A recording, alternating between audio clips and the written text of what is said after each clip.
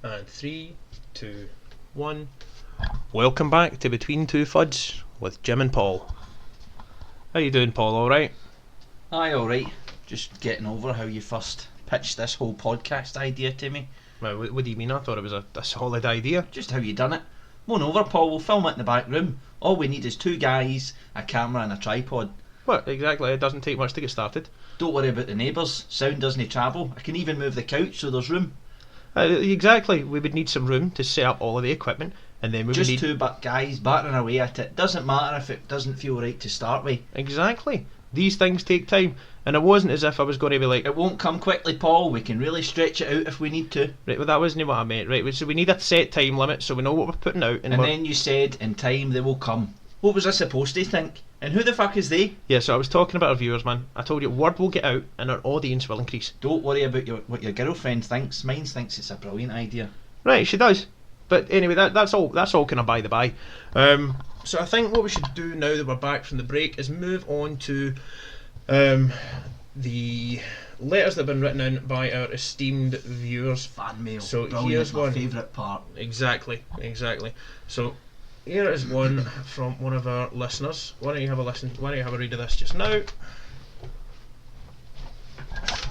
Right, okay, so this one's in from Barry Balsic. Dear...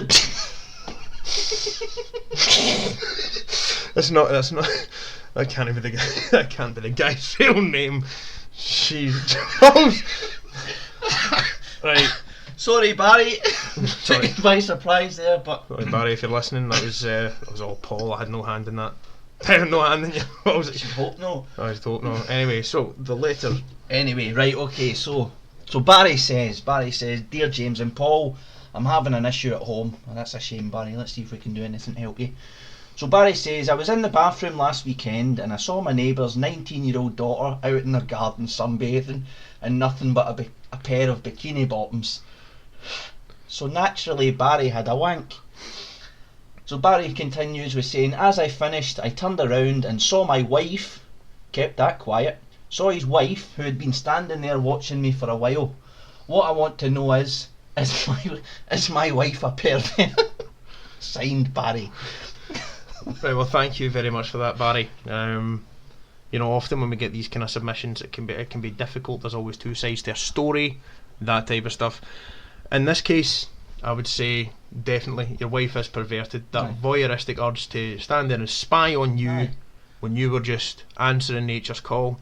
Definitely. Was she there the whole time, Barry? Because that's a bit weird. Yeah, that's a bit creepy. You'd think your wife would respect you. She would respect your privacy in times like that. Okay, so thank you very much for that, Barry. I think we will move.